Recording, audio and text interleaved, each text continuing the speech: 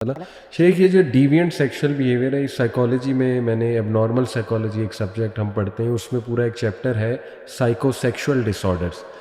اس میں یہ اسی طرح کے ڈیوینٹ سیکشول بیہیویئرز ہیں. تو اس میں ایک وجہ بتائی جاتی ہے کہ جیسے مثال کے طور پہ اب کھل کے بات کروں، یہ جن مردوں کو زیادہ شوق اس کا ہے جو حرام عمل ہے، جو لعنتی عمل ہے، اینل سیکس جو ہے، تو ان کی ذرا ہسٹری کھول کے دیکھی جائے، سب کی نہیں لیکن میجورٹی میں یہی ہوتا ہے کہ ان کے ساتھ ایسے معاملات ہوئے ہوتے ہیں بچپن میں، یا انہوں نے کیے ہوتے ہیں، ان کو عادت وہ ہوتی ہے.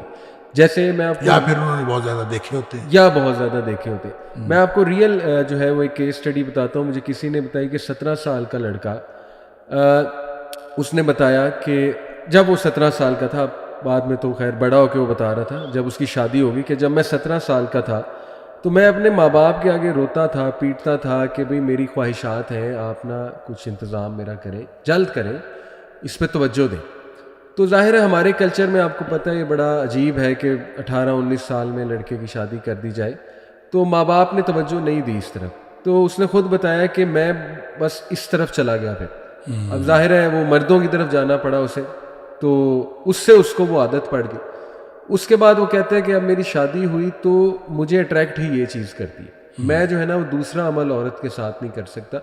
تو شیخ یہ بھی ماں باپ کی توجہ بھی اس طرف میں سمجھتا ہوں دلانی چاہیے کہ اگر آپ کو نظر آ رہا ہے آپ کے بچے کی خواہش، اور آج دور جس طرح کا ہے، اللہ معاف کرے ہمیں. تو شیخ ابھی میں ایک یونیورسٹی میں گیا ہوا تھا، نام نہیں لوں گا، ادھر کی تربیہ ہیڈ مجھے بتا رہی تھی، اور ادھر کی جو آپ کہہ لیں مین جو ڈائریکٹر ہیں وہ مجھے بتا رہی تھی کہ بچوں کی ہمیں شکایتیں ملتی ہیں کہ ہاسٹلائٹ بچے انہوں نے چھپ کے نکاح کیے ہوتے، بلکہ انہوں نے بتایا کہ ہمارے یونیورسٹی کے ایک ٹیچر ان کے نکاح کرا رہے تھے چھپ کے، 5-5 ہزار روپیہ لیتے تھے اور کمرے میں نکاح کراتے تھے، اور وہ ٹیمپریری نکاح ہوتا تھا، اور وہ بچے اپنی خواہش پوری کرتے تھے.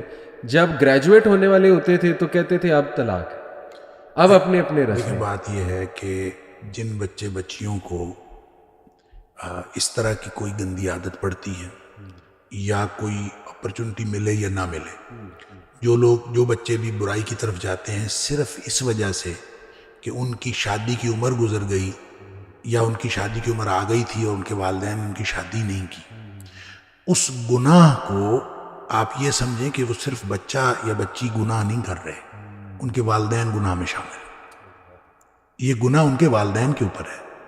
اور ہمارے والدین جو ہیں خاص طور پہ وہ لگے ہوتے ہیں کہ جناب کوئی بات نہیں، ہم کر لیں گے، ابھی بچی جو ہے وہ BA کرے گی، پھر MA کرے گی، پھر وہ PhD کرے گی، پھر کریں گے، بچی کی خواہشات ہیں ہم کریں گے. اور کیا اندر اندر ہو رہا ہوتا ہے وہ ہمیں پتہ ہی نہیں ہوتا. دیکھیں نبی کریم صلی اللہ علیہ وسلم نے اس حدیث کے اندر جس میں آپ نے فرمایا کوئی رشتہ آ جائے، بچے بیٹی کا، خاص طور پہ بیٹی کا رشتہ آ جائے، بیٹی بہن کا رشتہ، اور وہ رشتہ آیا ہے، اور رشتہ کیسا ہے کہ نہ آپ نے فرمایا کہ وہ بہت مالدار ہو، آپ نے کیا دیکھنا ہے؟ صرف 2 چیزیں دیکھنی. من ترضون دینہ و خلقہ، اس کا دین اور اخلاق آپ نے دیکھا کہ وہ اچھا ہے، دین اور اخلاق، بس 2 چیزیں آپ نے دیکھی. آپ نے فزوجوہ، اس سے نکاح کر دو اپنی بہن بیٹی. اچھا آگے فرمایا الا تفعلوہ، اگر تم نہیں کرو گے نا تکن فتنۃ فی الارض و فساد عریض، زمین میں فتنہ پھیل جائے گا اور بہت بڑا بگاڑ پیدا ہوگا. تو علی بھائی یہ بگاڑ جو ہے یہ بے سبب نہیں ہے. ہم خود اس میں چاہے کوئی دیندار طبقہ ہے، چاہے کوئی بے دین طبقہ ہے، چاہے کوئی بظاہر جو ہے وہ علم والے ہیں، چاہے کوئی بے علم ہے، ہم سب نے مل کے اس بگاڑ کے اندر اپنا اپنا حصہ ڈالا، اور پھر جا کے یہ بگاڑ پیدا ہوا. لہٰذا جو بھی والدین اپنے بچے بچیوں کی شادیاں ڈیلے کرتے ہیں اور خامخواہ ڈیلے کرتے ہیں، اور نبی کریم صلی اللہ علیہ وسلم نے جن 3 چیزوں کے بارے میں آپ نے فرمایا کہ جلدی کرنی چاہیے، نماز جب اس کا وقت ہو جائے، جنازہ جب وہ تیار ہو جائے، اور بچہ بچی جس کی رشتے کا بندوبست ہو جائے تو اس کا نکاح کرنے میں، یہ 3 کام ایسے ہیں جس میں جلدی کرنی چاہیے. تاخیر کرنا گناہ ہے، اور یہ جب پھر بھی ہم تاخیر کر رہے ہوتے ہیں، رشتے آ رہے ہوتے ہیں، ہم نہیں کر رہے ہوتے، بچوں کے بھی رشتے موجود ہوتے ہیں، نہیں جی ابھی تو بچہ پڑھ رہا ہے، ابھی تو وہ کر رہا ہے، اور اندر اندر کیا کچھ ہو رہا ہے. یہ ہے معاشرہ جس میں آپ کسی کے اوپر کوئی اعتماد کر سکیں؟ اس معاشرے میں نہ کوئی سینسرشپ ہے، نہ کچھ ہے، اور اس معاشرے میں جیسے خود ہی آپ بتا رہے ہیں کہ جناب وہ استاد ہی ان کا جو ہے وہ 5-5 ہزار لے کے ان کے آپس میں نکاح بھی کروا رہا ہے اور کیا کچھ کر رہا ہے، تو اس طرح کے معاشرے کے اندر بچے کی شادی فوراً کر دینی چاہیے. اور میں نے ایسے لوگ بھی دیکھے ہیں جو یقین کریں جب ان سے ابتداً بات ہوئی تھی تو یعنی ہم اس معاشرے میں پریکٹیکلی بات کریں کہ وہ کہتے تھے کہ میں نے اپنے بچے کی شادی بس 20 سال کی عمر میں کر دینی ہے، 18 سال کی عمر میں کر دینی ہے، بچے کو بڑا نہیں ہوتا. اور میں دیکھتا ہوں کہ ان کے بچے جو ہیں وہ ایم فل اور پی ایچ ڈی تک پہنچے ہوئے ہیں اور شادی کوئی نہیں ہو رہی. کیوں نہیں ہو رہی؟ رشتے کا تنازع ہے، بیٹا کہیں اور کرنا چاہتا ہے، باپ کہیں اور کرنا چاہتا ہے، صرف اس لیے نہیں ہو رہی، ضد لگائی ہوئی ہے. وہ کہتا ہے میں نے وہاں کرنا، وہ کہتا ہے میں نے وہاں کرنا. بھئی حد ہو گئی. بچے کو جہاں پسند ہے آپ اس وہاں شادی کر دیں. اگر کوئی نہیں ایسا مسئلہ وہاں پہ کوئی غیر شرعی بات نہیں ہے تو شادی کر دیں. اکثر ماں باپ کے ہاں یہی پرابلم. ذات پات بھی بہت ایشو. لہٰذا ماں باپ جو ہیں وہ اپنی ذمہ داری کو سمجھیں، اور اگر ان کی وجہ سے بچہ بچی گناہ میں مبتلا ہو گئے ہیں تو یہ گناہ ماں باپ کے اوپر ہے. لہٰذا وہ اپنے آپ کو بھی اس عذاب سے بچائیں اور بچے بچی کو بھی عذاب سے بچائیں اور ان کی ٹائملی شادیاں کریں. اس سے بڑی اور کوئی بات نہیں. اور باقی پھر جو حکومت کے کرنے کا کام ہے وہ اپنی جگہ ہے، اور جو سوشل ورکرز جو ہیں جو ان کو سوشل لیول پہ کام کرنے کا وہ ان کا کام ہے. اس میں شیخ یہ بھی بڑا ضروری ہے پریکٹیکل سلوشنز کی بات کریں. سوری اس سے پہلے میں ایک وہ ڈسکلیمر دوبارہ دے دوں کہ جو پہلی آپ نے بات کی تھی کہ کوئی بھی سچویشن آپ خود سے ایکسکیوز نہ بنائیں. جیسے اب کوئی ہماری اس بات کو لے لے کہ دیکھا یہ لوگ بھی مان رہے ہیں کہ ماں باپ کا قصور ہے، تو اب چونکہ ماں باپ مان نہیں رہے تو چلو گناہ کیے جائیں. تو میں انہیں اسی طرح توجہ دلاؤں گا آپ کی جو پہلی بات تھی کہ یہ کوئی ایکسکیوز نہیں ہے کہ اب حرام کام کرنا ہے. اس پہ صبر تو کرنا چاہیے نا آپ کو. اگر چلے ماں باپ لیٹ سے نہیں کر رہے تو اس کا ہرگز یہ مطلب نہیں آپ چھپ کے نکاح کرنے لگ گئے حرام کام. نہیں، اس کا مطلب یہ نہیں ہے جی کہ آپ گناہ کریں گے تو صرف ماں باپ کو گناہ ہوگا. اس کا مطلب یہ نہیں ہے. جی جی جی آپ کا گناہ آپ کے اوپر ہے، وہ تو بہت بڑا گناہ ہے. آپ کا گناہ آپ کے اوپر ہے، ماں باپ کا گناہ ماں باپ کے اوپر ہے. یعنی یہ کہنا چاہیے کہ ماں باپ بھی گناہ میں شامل ہیں. صحیح صحیح. یہ نہیں ہے کہ صرف آپ کے اوپر گناہ ہے اور نہ صرف یہ ہے کہ ماں باپ کے اوپر گناہ ہے. آپ کے اوپر اپنا گناہ ہے، والدین کے اوپر اپنا گناہ. بالکل ٹھیک. شیخ اگر سلوشنز کی بات کریں، یہ ایسا انسان جو تھوڑا ڈیوینس شو کر رہا ہے اپنے سیکشول بیہیویئر میں، کوئی لت پڑی ہوئی ہے، اللہ معاف کرے، اللہ بچائے سب کو، جیسے اس ایکٹ کی لت پڑی ہے جو لانتی ایکٹ ہے، یا ایون عورتوں کے مخصوص ڈیز میں ان کو اپروچ کرے، کیئر ہی نہ کرے کہ نہیں بس میری ضرورت ہے، ایون فرض روزے توڑوا دے، ان کے رمضان کے روزے توڑوا دے، یا کوئی اور لت پڑی ہو خدا نہ خواستہ تصاویر دیکھنے کی، بہت زیادہ چیٹنگ کرنے کی، افیئرز بنانے کی، یہ وہ. تو سٹیپ بائی سٹیپ چلیں. کاؤنسلنگ تو ہے ہی، اسے چاہیے کہ ڈسکس کرے کسی سے، کاؤنسلنگ لے جا کے انشاءاللہ کچھ اس کا ذہن کھلے.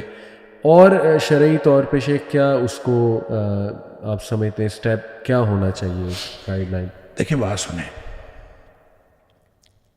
دل جو ہے نا، دل یہ سارے جسم کا مرکز ہے، اور دل کے اوپر سارے اعمال افعال دل کے اوپر اثر انداز ہو رہے ہوتے ہیں. ہم جو کچھ کر رہے ہوتے ہیں یہ دل کے اوپر اثر انداز ہو رہے ہوتے ہیں. اور دل کے بارے میں نبی پاک صلی اللہ علیہ وسلم نے فرمایا کہ جس کا دل بگڑ گیا اس کا سارا جسم بگڑ گیا. دل صحیح ہو گیا سارا جسم صحیح ہو گیا.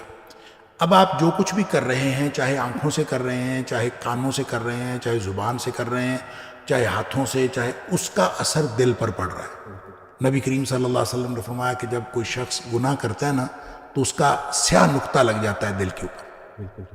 اگر اس کے بعد نیکی کر لی تو سیاہ نقطہ نکل جاتا ہے، سوقل قلبہ، اس کا دل صاف ہو جاتا ہے. لیکن اگر اس نے نیکی نہیں کی اس کے بعد اس کو بار بار کرتا گیا تو وہ نقطہ لگتے لگتے لگتے پورا دل سیاہ ہو جاتا ہے. جب پورا دل سیاہ ہو جاتا ہے تو یہ اصل میں ایک زنگ کی کیفیت ہے، جو زنگ نصیحت کا کرنٹ پاس نہیں ہونے دیتا، یا یوں کہہ لیں کہ نیکی کی طرف جانے نہیں دیتا.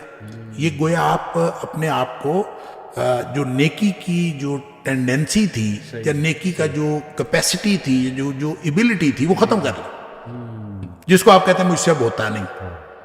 اب اس کا مطلب ہے دل خراب ہو گیا. تو اب آپ نے کیا کرنا؟ وہ جو دل خراب ہوتا ہے، اس میں دو باتیں میں دو ڈفرنٹ ڈائمینشن میں کرنا چاہتا ہوں. جب دل خراب ہو گیا ہے تو دل خراب ہونے میں جو سب سے زیادہ ایفیکٹ ہوتا ہے نا، سب سے تیز، وہ آنکھ کا ہوتا ہے. اس لیے نبی کریم صلی اللہ علیہ وسلم نے فرمایا آنکھ شیطان کے تیروں میں سے ایک تیر ہے. ٹھیک ہے جی, یہ ہو نہیں سکتا کہ یہ کسی جگہ پہ پڑے اور یہ آپ کے اوپر شیطانیت جو ہے وہ طاری نہ کر دے, شیطنت طاری نہ کر دے, یہ ہو نہیں سکتا. لہٰذا اس کو نگاہ کو جو ہے وہ اس کی حفاظت کرنی بہت ضروری ہے. جب آپ بد نظری کرتے ہیں, انسان کے عمل کے اوپر ہر چیز کا فرق پڑتا ہے, لیکن جتنا عبادت کو, نیکی کو ختم کرنے میں اور اس کو ڈیمیج کرنے میں اور بلیمش کرنے میں جتنا کردار ہے بد نظری کا, اتنا کسی اور چیز کا نہیں. جس نے ایک دفعہ بد نگاہی کی, ہو نہیں سکتا کہ اگلی دفعہ نماز وہ اس خشوع و خضوع سے پڑھ لے جس خشوع و خضوع سے پچھلی دفعہ پڑھ رہا تھا. لہٰذا پہلی بات تو یہ ہے کہ وہ اپنے آپ کو بد نظری سے بچائے. اچھا, بد نظری کو ہم بہت سارے لوگ جو ہیں اس کو گناہ ہی نہیں سمجھتے. اچھا, مثلا میں آپ کو بتاتا ہوں, میں 2006-07 میں گلاسگو میں تھا, تو ہمارا جو ہے نا وہ نان مسلمس کے ساتھ ایک انٹریکشن تھا. کہ کسی آرگنائزیشن نے رکھا ہوا تھا ایک ڈنر نان مسلمس کے ساتھ, اور طے یہ ہوا تھا کہ ہر ٹیبل کے اوپر جو ہے نا مسلمس بھی ہوں, نان مسلمس بھی ہوں, تاکہ ان کو اسلام کا تعارف ہو. تو ظاہر ہے خواتین بھی تھے, میل بھی, فیمیل بھی, سب بھی. تو ہم وہاں سے اٹھے, ہم نے نماز عشاء کی پڑھنی تھی. تو میں نے جب مسجد میں آئے تو میں نے کہا یار وضو کر لیں دوبارہ, بد نظری بہت ہوئی ہے. تو میں نے کہا بد نظری بہت ہوئی ہے, وضو کر لیں. تو میرے ساتھ ایک امام تھے وہاں کے, تو وہ مجھے کہتے ہیں بد نظری سے وضو ٹوٹ جاتا ہے. میں نے کہا جی اگر بد نظری سے وضو نہ ٹوٹے نا تو بد نظری نہیں رکتی. اگر اس سے وضو نہ ٹوٹے تو پھر یہ کبھی نہیں رکتی نہیں. اس کو بد نگاہی کو گناہ سمجھیں کہ جو آپ کا وضو توڑ دیتی ہے, آپ کی نیکیوں کو بلیمش کرتی ہے. اس لیے سب سے پہلا کام یہ کریں کہ باوضو رہیں. جو نکلنا چاہتا ہے نا وہ باوضو رہا کرے. بالکل ٹھیک. اچھا, باوضو رہے, باجماعت نماز پڑھے, نمازوں کا اہتمام کرے, قرآن کا اہتمام کرے. اور جب وہ اس طرح کی نیکیاں کرے گا تو وہ جو دل کو ختم کرنے والی چیزیں ہیں وہ آہستہ آہستہ ٹھیک ہوتی جائیں گی. اور وہ جو کہتا ہے نا مجھ سے ہوتا نہیں ہے, میں ہیلپ لیس فیل کرتا ہوں, وہ خود بخود اللہ تعالیٰ اس دل کو ٹھیک کر دے گا اور ہونا شروع ہو جائے گا. اس کی ول پاور بھی بلڈ ہو جائے گی. دوسری طرف یہ ہے کہ ایک حدیث میں آتا ہے کہ صحابہ نے نبی پاک صلی اللہ علیہ وسلم سے پوچھا, اس وقت جب نبی پاک صلی اللہ علیہ وسلم نے بتایا ان القلوب لتصدع کما یصدع الحدید اذا اصابہ الماء, دلوں کو زنگ لگ جاتا ہے جس طرح سے لوہا پانی میں پڑا رہے تو اس کو زنگ لگ جاتا ہے, اسی طرح دلوں کو زنگ لگ جاتا ہے. اب زنگ لگ جاتا ہے تو اس کا مطلب کہ نکمے ہو جاتے ہیں, کسی کام کے نہیں رہتے. تو صحابہ نے پوچھا ما جلاؤہا یا رسول اللہ صلی اللہ علیہ وسلم, اس کو ٹھیک کرنے کا, اس کو صاف ستھرا کرنے کا کوئی طریقہ ہے؟ آپ نے فرمایا کثرت ذکر الموت و تلاوت القرآن. موت کو بہت زیادہ یاد رکھنا اور قرآن پاک کی تلاوت کرنا, یہ دو چیزیں ایسی ہیں جو دلوں کا زنگ اتارتی. تو اس کا مطلب ہے یہ بھی نیکیوں میں شامل ہیں. اگر آپ نیکیاں کریں گے, آخرت کو یاد رکھیں گے, نیکیاں کریں گے, تو آہستہ آہستہ جو آپ کا, جو میں نے شروع میں بات کی تھی, ان الحسنات یذہبن السیئات, جو نیکیاں ہیں یہ گناہوں کو ختم کر دیتی ہیں. تو اگر کسی نے نکلنا ہے اس دلدل سے تو بڑا زبردست قسم کا جو سہارا ہے وہ نیکیاں ہیں, اور اس میں نیکیوں میں بھی زبردست اگر ہم مزید فوکس کریں تو نماز اور قرآن. ان الصلاۃ تنہا عن الفحشاء والمنکر, برائی اور بے حیائی سے نماز روکتی ہے. اور ان ھذا القرآن یہدی للتی ہی اقوم, یہ قرآن ہے جو سیدھے رستے پر لے جاتا ہے. اور اگر انسان ادھر جڑ جائے تو انشاءاللہ آہستہ آہستہ